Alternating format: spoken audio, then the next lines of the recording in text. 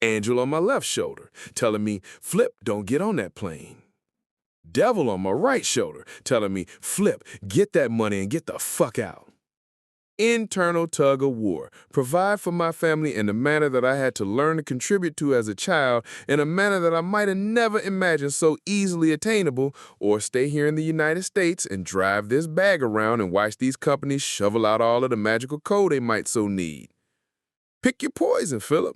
Slow burn and hard work, or hit this international lick and be straight one at a time.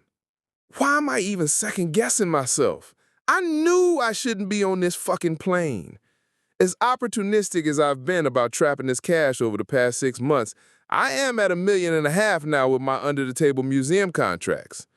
I am still quite liberal as far as environmental issues go. At least those in my own backyard. I feel something when I see my family and friends of my family with no coal ash signs in their front yards when I visited them in February. That hasn't stopped me, though. I guess we can say that makes me a hypocrite. Oh yeah, the plane. I got on it. I swear, this felt like the longest damn flight I have ever fucking been on. It was kind of crap, too. I was on a small private jet that had to stop to refuel twice on the way, and I was with the man who had called me on the phone, his partner, and one security guy. They seemed offended by the smell of my deodorant. I was offended by that lack of it. All told, it was an 18-hour flight, and other than the overbearing smell of underarm, it was pretty uneventful. They offered me food and drink, but I was not sure what they were offering me, and I tend to not drink alcohol around people I'm not comfortable falling asleep around. We flew into the Europe side of Turkey and transitioned all of our contents to a large Timza bus. I was impressed with the inside of this bus, to be totally honest. I was not allowed to take it in for very long, as I would soon learn that major cities in Europe are not as far apart as they are in the States. That said, we had reached our destination in like 90 minutes or so. Bear in mind, I still don't know what in the fuck country I'm in, I don't have my normal cell with me, and I'm low-key terrified of what might actually happen in this place. I'm introduced to some cat who was described as what I would call an energy minister, who wanted to cut right to the damn chase. Minister, look, we know why we are here. A developing country needs coal. The international arena apparently is not interested in seeing anyone who is not already great becoming great. To do that, they have villainized coal and made it almost sinful to use it for power. Well, our need for you is simple. You apparently have the key to unlimited coal, and it is all of the greed. Furthermore, the fact that it does not need to be mined leaves it more innocently sourced. It seems that you know this and have been selling for half of the market rate.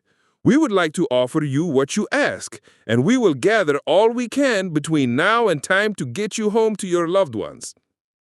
We will collect and weigh what we can take right now and pay you based on the reading on the scale. Is that a deal? Me.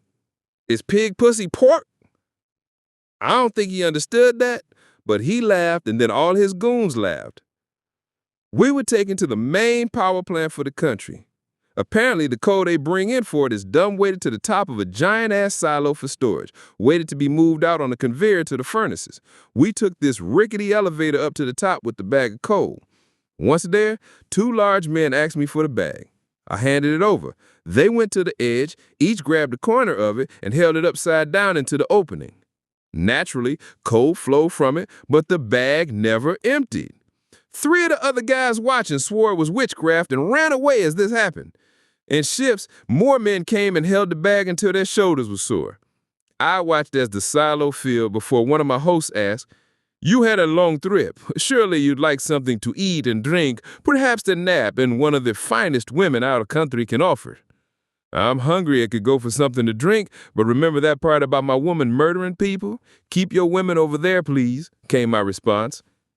While his men worked the bag, I was taken back to the bus, given some of the best food I had tasted in my life. The women were beautiful but kept at bay as instructed for my personal safety. After I ate, we got back on the bus and I dozed off. In what context clues tells me was about 90 minutes, I was awakened with a rifle poking me in the ribs. "Get up!" What the fuck? These assholes had taken me back to the plane. Now there's 6 rifles in my face and 2 people yelling me to get the fuck back on the jet. Where's my bag, I asked, which was Riley responded with, bag? What bag? These motherfuckers dragged me out here to set me up. I tried for hell to get them to take me back to negotiate this thing. I would let them keep what they had taken and never mention it again so long as they let me keep the bag. Nope. If I was brought back to that power plant, not only would I have been killed, but all 6 of these goons and their driver would be too. Fuck that damn bag. Just take me on home, I guess. I should have listened to me and not got on that fucking plane in the first place.